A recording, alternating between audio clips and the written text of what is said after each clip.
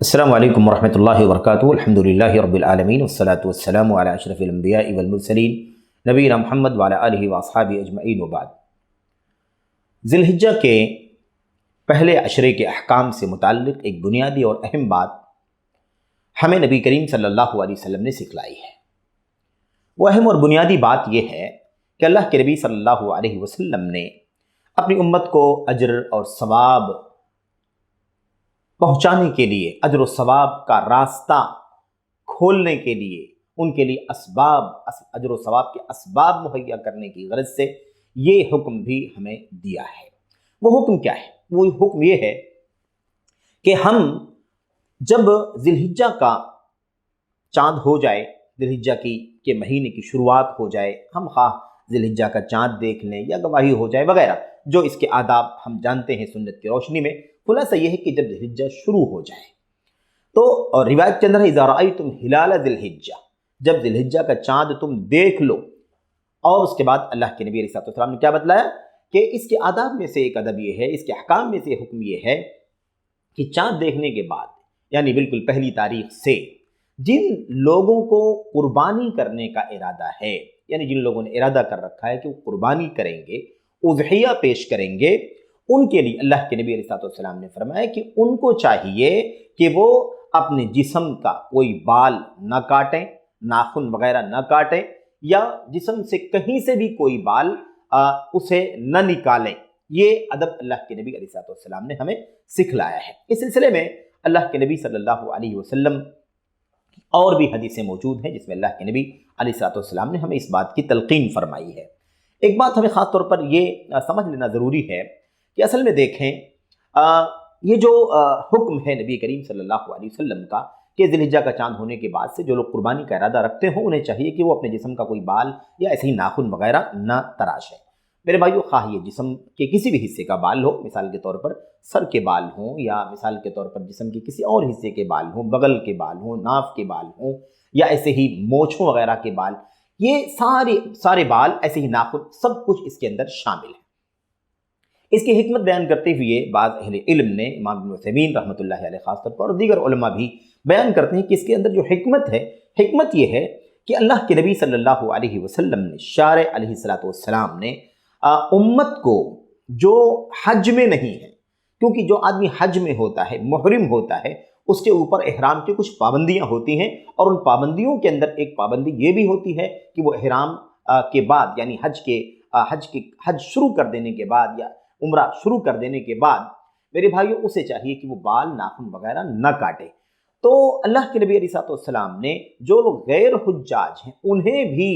حاجیوں کے اس کام میں شریک کر دیا، تاکہ وہ بھی اجر و ثواب سے کچھ نہ کچھ مستفید ہو جائیں، کچھ اجر و ثواب حاصل کر لیں، فضیلت پا لیں۔ تو حاجیوں کے اعمال میں سے یہ بھی ایک عمل ہے کہ وہ بال اور ناخن وغیرہ نہیں کاٹتے ہیں۔ تو یہ لوگ جو حج کے اندر نہیں ہیں، وہ بال وغیرہ، ناخن وغیرہ نہ کاٹیں، تاکہ ان کے بعض اعمال صالحہ میں، نیکیوں میں شریک ہو جائیں، اور اجر و ثواب سے بھی مستفید ہو جائیں، اس سے فائدہ اٹھا لیں۔ یہ حکمت بیان کی گئی ہے۔ بہرحال میرے بھائیوں، ہمارے سامنے کوئی حکمت نہیں بھی ہے تو ہمیں کسی حکمت کی ضرورت بھی نہیں ہے۔ ہم اس بات کے مکلف ہیں کہ اللہ کے کلام، نبی کے فرمان پر جیسے ہمیں وہ باتیں ملیں اس کے مطابق عمل کریں۔ حکمت سمجھ میں آتی ہے تو بھی الحمدللہ بہت اچھی بات ہے، حکمت اگر نہ بھی بیان کی گئی ہو، نہ واضح ہو، تب بھی الحمدللہ ہم پورے طور پر میرے بھائیوں اطاعت کے جذبے کے ساتھ، استسلام کے جذبے کے ساتھ، انقیاد کے جذبے کے ساتھ پورے طور پر اطاعت گزاری کے لیے تیار رہیں، یہ ہماری ذمہ داری۔ ایسے ہی نبی کریم صلی اللہ علیہ وسلم نے ایک روایت کے اندر بڑی وضاحت سے بیان فرمایا، فَلَا يَأْخُذَنَّ مِنْ شَعْرِهِ وَلَا مِنْ أَظْفَارِهِ شَيْئًا حَتَّى يُضَحِّيَ، جو قربانی کا ارادہ کر لے ذی الحجہ کا چاند دیکھنے کے بعد سے لے کر کے، وہ اپنے جسم سے کوئی بال نہ توڑے، کاٹے، نہ شیو کرے، اور نہ ہی اپنا ناخن وغیرہ کاٹے، یہاں تک کہ قربانی کر لے، یعنی قربانی کرنے کے بعد وہی وہ یہ کام کرے۔ یہاں پر ایک بات خاص طور پر یاد رکھنا چاہیے کہ اللہ کے نبی نے صریح لفظوں میں بات بیان فرمائی ہے کہ وَأَرَادَ أَحَدُكُمْ أَن يُضَحِّيَ، تم میں سے کسی کا ارادہ ہو قربانی کرنے کا، تو یہ جو پابندی ہے، یہ قربانی کرنے کا ارادہ جس کا ہے اس کے لیے ہے۔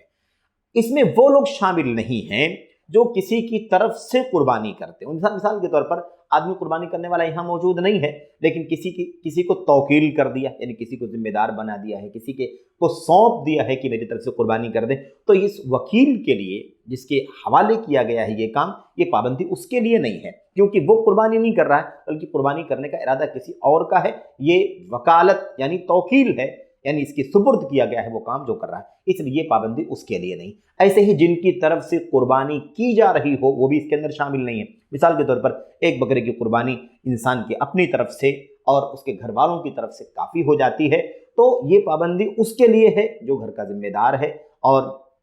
वली अम्र है, गार्जियन है, और जो कुर्बानी का इरादा करता है उसके लिए पाबंदी है। उसके जो घर वाले हैं उसकी बीवी पर पाबंदी नहीं, उसके बच्चों पर पाबंदी नहीं, उसकी बच्चियों पर पाबंदी नहीं, ये पाबंदी उनके लिए नहीं है, बल्कि ये सिर्फ उसके लिए जो इरादा करे। तो याद रखें, जिसने इरादा किया है उसके लिए पाबंदी, जिसकी तरफ से कुर्बानी की जा रही है उसके लिए पाबंदी नहीं, या तौकील वगैरह का मसला हो तब भी ये पाबंदी उसके लिए नहीं है। तो ये बात हमें बहरहाल रखनी चाहिए। एक बात और यहाँ पर समझ लेना ज़रूरी है कि अगर मिसाल के तौर पर किसी शख्स ने कुर्बानी का इरादा नहीं किया था और जिलहिज्जा के महीने की शुरुआत हो गई, 1 रोज़ 2 रोज़ 4 रोज़ निकल गए, उसके बाद उसने इरादा किया, तो अब वो क्या करे, जबकि वो इससे पहले नाखून काट चुका है, बाल काट चुका है। इस सिलसिले में जो मुहक्किकीन का और उम्मत के किबार उलमा का इस सिलसिले में जो फैसला है वो ये है कि जब से वो इरादा करे तब से वो इसकी पाबंदी करे, क्योंकि नबी करीम सल्लल्लाहु अलैहि वसल्लम ने हुक्म को इरादे से मुताल्लिक रखा है कि तुम में से कोई इरादा करे तो ये काम करे। तो जब इरादा नहीं था तो काटा उसने, बाल काटा, नाखून काटा, कोई हर्ज नहीं है, लेकिन जब से उसने इरादा कर लिया है अब उसे चाहिए कि वो आगे ना काटे, क्योंकि इरादा कर चुका है। तो ये बात जहन में रहनी चाहिए, इस सिलसिले में एहतिमाम होना चाहिए और जहाँ तक हो सके इंसान इससे बचे। और जाहिर है कि ये बहुत बड़ी अजमत और फजीलत की बात है जिसका हमें अजर सवाब मिलेगा। अगर किसी शख्स ने इसके बावजूद की कुर्बानी का इरादा उसने कर रखा था और बाल काट लिया, नाखून काट लिया, तो उसका क्या कफ़ारा है या उसकी क्या सज़ा है? देखिए, इस सिलसिले में कोई सज़ा अल्लाह के नबी अलैहिस्सलाम की सुन्नत से हमें नहीं मिली है, इसलिए इस सिलसिले में अपनी गलती पर हमें नादिम होना चाहिए। जो ऐसा कर ले वो नादिम हो अपनी गलती पर और अल्लाह तबारक व तआला से तौबा करे, इस्तिग़फ़ार करे और आइंदा इस तरह का काम करने से अपने आप को बचाए, यही उसकी ज़िम्मेदारी है। तो तौबा और इस्तिग़फ़ार उसके लिए काफ़ी है। मेरे भाइयों, मेरे बुजुर्गों, इस सिलसिले में एक बात ख़ास तौर पर बहुत बुनियादी है जो मैं आपके सामने अर्ज़ करना चाहता हूँ। वो बात ये है कि एक रिवायत में ये बात आई हुई है कि जिस शख्स के पास कुर्बानी करने की इस्तिताअत न हो, कुर्बानी करने की इस्तिताअत ना हो, यानी ताकत ही नहीं है। बात अल्लाह के नबी ने क्या बयान फरमाई है, कुर्बानी का इरादा जिसका हो और जिलहिज्जा का चाँद हो जाए तो उसे चाहिए कि बाल नाखून ना काटे। मसला यह है कि जिस आदमी के पास इस्तिताअत न हो, क्या उसके लिए क्या है, उसके लिए क्या हुक्म है? एक रिवायत हमारे सामने है, उस रिवायत के अंदर ये बात बयान की गई है कि अब्दुल्लाह बिन आम्र बिन आस रज़ी अल्लाह तआला अन्हु नबी करीम सल्लल्लाहु अलैहि वसल्लम से रिवायत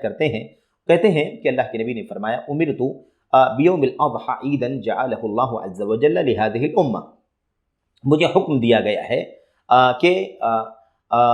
ईदुल अज़हा का मुझे हुक्म दिया गया है कि मैं उसे ईद के तौर पर मनाऊं। अल्लाह तबारक व तआला ने इस दिन को बतौर ईद इस उम्मत को अता फरमाया है। एक शख्स ने अल्लाह के नबी अलैहिस्सलाम से कहा, अल्लाह के नबी सल्लल्लाहु अलैहि वसल्लम, अगर मेरे पास कुर्बानी का जानवर न हो, हाँ मेरे पास अगर कोई बतौर अतिया तोहफ़ा कोई बकरी किसी ने मुझे दिया हो तो क्या मैं उसकी कुर्बानी कर सकता हूँ? बकरी का बच्चा मनीहा अगर किसी ने मुझे दे दिया है तो क्या मैं उसकी कुर्बानी कर सकता हूँ, करूँ? तो अल्लाह के नबी अलैहिस्सलाम ने फरमाया, नहीं, कुर्बानी तुम उसकी मत करो, अलबत्ता तुम क्या करो? अल्लाह के नबी ने फरमाया, वलाकिन तअख़ुज़ु मिन शअरिका व अज़फ़ारिका व तक़ुस्सु शारिबका व तहलिक़ु आनतका फ़तिल्का तमामु उज़हियतिका इंदल्लाहि अज़्ज़ा व जल। इसके अंदर क्या है, इसका माना क्या? इसका माना यह है कि अल्लाह के नबी ने फरमाया कि नहीं, तुम कुर्बानी मत करो, उस अतिये और तोहफे में आई हुई बकरी की कुर्बानी न करो, बल्कि तुम अपने बाल काट लो, अपने नाखून काट लो और अपनी मोछें कतर लो और अपने ज़ेर नाफ के बाल हलक कर लो। फ़तिल का तमाम उज़हियतिका, ये तुम्हारी मुकम्मल कुर्बानी है। अब ये रिवायत हमारे सामने है कि अदम इस्तिताअत वालों के लिए, कि जो लोग कुर्बानी के साथ नहीं रखते हैं, क्या अगर वो इस तरह से करें तो वाकई उन्हें मुकम्मल कुर्बानी का अजर सवाब मिलेगा या नहीं मिलेगा? ये मसला आमतौर पर ज़ेर बहस आता है और उसकी वजह ये है मेरे भाइयों, मेरे बुजुर्गों और काबिल एहतराम माँ और बहनों, اس کی وجہ اصل میں یہ ہے کہ اس روایت کے سلسلے میں، یہ روایت مختلف جگہوں پر مروی ہے، مثال کے طور پر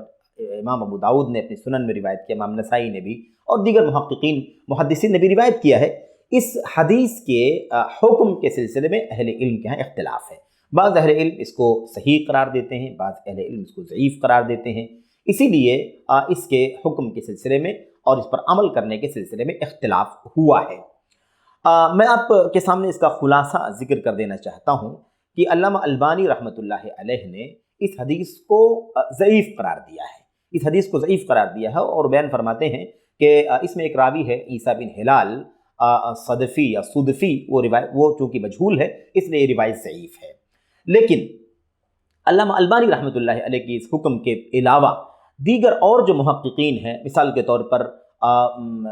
مسند احمد بن حنبل کے اندر بھی روایت موجود ہے، اس کے محققین نے اس کی سند کو حسن قرار دیا ہے۔ اسی طرح سے امام نسائی کی کتاب سنن جو ہے، جس کو المجتبہ کے نام سے جانا جاتا ہے، اس کے مشہور شارح ہیں علامہ آدم ابن الشیخ الاثیوبی۔ وہ اپنی کتاب کے اندر اس حدیث پر حکم لگاتے ہوئے کہتے ہیں کہ اس حدیث پر جو حکم بظاہر سمجھ میں آتا ہے وہ یہ ہے کہ جو ہلال بن عیسیٰ یا عیسیٰ بن ہلال کے مجہول ہونے کی بات کہی گئی ہے، وہ بہرحال ان کی مجہول ہونے پر کا جو حکم ہے اس سے عدم اطمینان کا اظہار کرتے ہیں اور کہتے ہیں کہ مجھے اس پر اطمینان نہیں ہے، اور حکم لگاتے ہیں کہ روایت کم از کم حسن کا درجہ رکھتی ہے۔ اس لیے اس مسئلے میں اختلاف ہوا ہے کہ اہل علم اس حدیث کے صحیح ہونے اور اس کے ضعیف ہونے کی طرف الگ الگ گئے ہیں۔ میرے بھائیوں، میرے بزرگوں، جو بات اہل علم کی گفتگو سے ہمارے سامنے آتی ہے اس کا خلاصہ یہ ہے کہ اگر کوئی شخص اس پر عمل کرتا ہے تو انشاءاللہ تبارک و تعالی اس پر عمل کرنے کی گنجائش ہے۔ اگر کوئی شخص اس پر عمل کرتا ہے تو اس پر عمل کرنے کی گنجائش ہے اور اس پر عمل کیا جا سکتا ہے۔ اللہ کی ذات سے امید ہے کہ اسے قربانی کا ثواب ملے گا۔ بہرحال واللہ اعلم، یہ جو ہمارے سامنے جو باتیں ہیں اس کی روشنی میں آپ کے سامنے بات کہی جا رہی ہے، ورنہ اگر اس کے مطابق کوئی عمل نہ بھی کرے تو کوئی حرج نہیں ہے، لیکن اگر کوئی اس پر عمل کرتا ہے تو انشاءاللہ تبارک و تعالی اللہ کی ذات سے امید ہے کہ وہ اجر و ثواب کا مستحق ہوگا۔ تو یہ اس عشرے کے اندر جو ایک بہت بنیادی مسئلہ ہے کہ جس کا قربانی کا ارادہ ہو وہ بال ناخن وغیرہ نہ کاٹے، اور پھر اس کے بعد جو چند باتیں آپ کے سامنے ذکر کی گئی ہیں یہ اس سے متعلق ایک اہم مسئلہ ہے جس پر ہم سب کو کوشش کرنی چاہیے کہ عمل کریں۔ اللہ سے دعا کرتے ہیں کہ اللہ تبارک و تعالی ہمیں اس محظور یعنی اس پابندی پر عمل کرنے کی توفیق عطا فرمائے، اور جو لوگ